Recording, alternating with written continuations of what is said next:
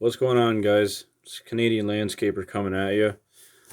Yesterday, I showed you my sander truck with the V-box, and one common thing that I see a lot is on the Facebook forum groups is whether or not to go from the jump to a V-box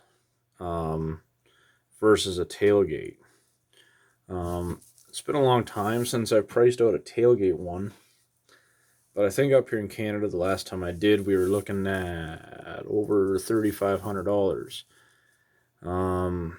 When you can buy an entry level sander unit, V box style, for right around $5,000. My dealer usually has a promo on some of the entry level ones, which actually a lot of guys use and last a long time.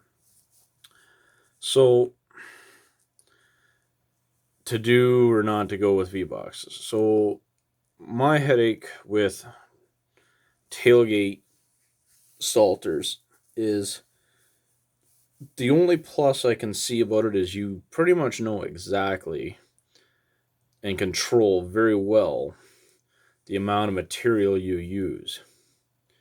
But everything from there on out is pretty much a minus.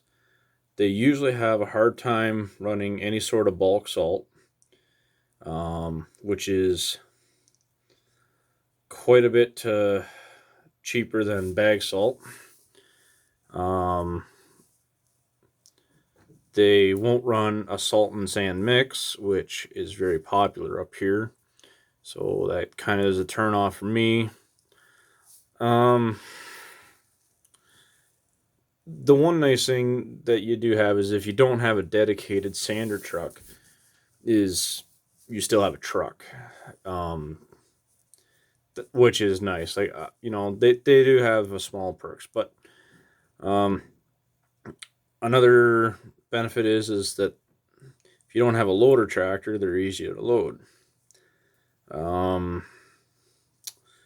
I get it. I myself, if I didn't have a loader, I would still rather have bulk salt brought out to my yard and dropped, and I'd rather shovel it all into 5-gallon buckets and throw it all in the back of the sander. You're going to save over the course of the year just so much money. Like I could sit back and do the math, but honestly, I'm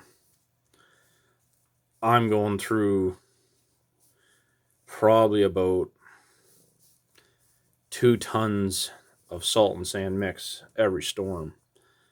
I'd imagine that salt, like salt weighs less, but it also, you can, to get it down, you can use more of it too.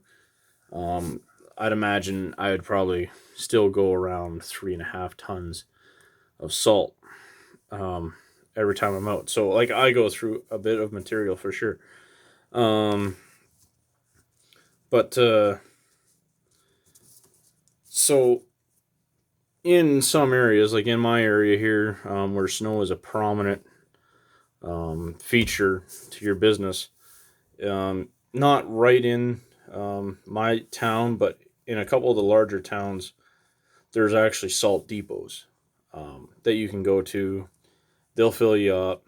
You're still paying a reasonable dollar because they're getting so much shipped to them that they're getting a reasonable dollar, and they're still selling to you for about 130 a ton up here. And they're still obviously making enough money to somebody run a loader all night and pay them the shift premiums that is worth. So the initial extra cost for the V box, even like the higher quality ones like mine are, in the $10,000 range. You're gonna save that in no time at all. Like for a 20, basically 50-pound bag of salt up here, you're the best price I can get it for is $6.50 a bag, or $6.25 a bag. That is the very best price I can get it.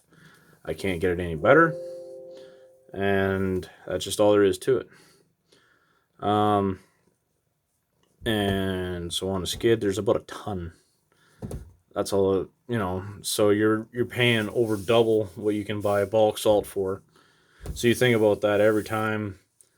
I would go through two and a half, three skids every night if I salted everything. So that's a pile of money. My cat is laying on it. That's a lot of money to be losing out on when you could have it bulk. I understand that not everybody has a room for it. I suggest that you make some friends in the industry, and even if you paid a competitor to buy some of their bulk salt, and made a contact and got friendly with them and said, listen, make a contact and have them fill up your V box.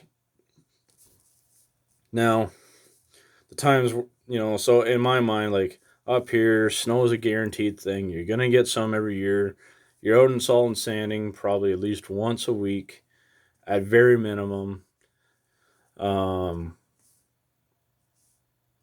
so like the only times, like if you're down in an area where you don't get a lot of snow, it might be, you don't want to store that big thing, and I understand all that. Um, it's a difficult decision to make, but it's one that I feel like this is an important topic that's not very commonly talked about. I just don't think a lot of guys on YouTube run big V box spreaders, and it's you're gonna save just so much money. Um, like I know it's an upfront cost, you know, and I know some people don't have the space for it. Like we run into spacing issues here. Real estate here is at an all-time premium. People are holding on to the properties they got. They're not selling. So real estate's an absolute premium here.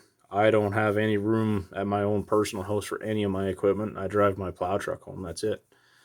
Um, but yeah, this is like you'll save just all sorts. Like so, even if you paid 10 grand, right? I'm telling you, you're gonna save $350 a night. Up here where I am, to go from bulk to from bag to bulk, you'll save $350 a night that you can't really charge extra for. It's not worth anything extra to the customer. Um, that's that's another big thing you got to understand. It's not just because you had to buy bag salt doesn't mean that the customer won't, and need more money for it. Doesn't mean that the customer won't just go to the next bigger company that does have bulk salt. They'll use their bulk salt because it's cheaper. It's just that simple. It's all about the bottom dollar. And if you can't compete with the next person's prices, then you better be 25 times better than what they are to prove that you're worth it. Um, which you may or may not be able to do. I know I'm rambling here again. Um, the loader. I got two loader tractors. One of them's in the midst of being sold. They'll both load sand. I've got a space to put it. I do pay for that space. But it is what it is. It's still worth $100 a month, that it cost me to have it all. So, anyways, guys, I could definitely see like where the tailgate thing is. That's where I started. I started off with tailgate, and I thought it was cool or great or whatever. And then I got a V box, and then there is no turning back. It was so much nicer. I wasn't opening up bags. I wasn't getting out of my truck every 38 seconds. That was another thing too. Like I felt like I wasn't making any ground in a parking lot. Like I went from spending, all day with a V box or with a trailer hitch mount. Um, you know, I'd take it off. I'd fill up the box. I'd throw a skid, or a half a skid of salt in there at that time. I'd fill it up, and then I'd have to cut it all out, and I'd have to find a spot for the garbage, and that so much waste is terrible on the environment, and that because like I just find a nearby dumpster and try and dump it off if I was in an apartment building or something like that. Just try and save the space, and it blow all over the place, and you look like an idiot. And oh, I hated it. And so I went to a V box. Um, I don't think brand matters. I think they're all pretty decent. Um, I think the same goes for snow plows. My dealer up here's got a famous saying: "It's whatever you started out or you learned with first." Right? For me, I've I ran Western plows on and off since the time I was 16 years old. Um, they've always treated me well. I've had no reason to variate or try anything else. I like them. They've been good to me.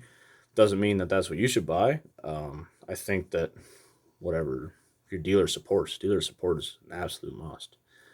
I'm fairly fortunate up here. Every brand that I like, I've got good dealers within 15, 25 minutes. But so anyways, guys, take a lot of consideration. I understand if you don't get a lot of snow, it's not really worth it. But if you're in an area where snow's guaranteed, you have contracts that require you to do it on a very regular basis. Um, it is worth it. Even over time, if you bought a cheap loader, like just an old, you can buy an old backhoe, an old mini payloader, you would actually make that money back over time and the money you're wasting on giving somebody just for the privilege of having bag salt. Anyways, guys, that's my time. Till the next time, this is Canadian Landscaper. Have a great one.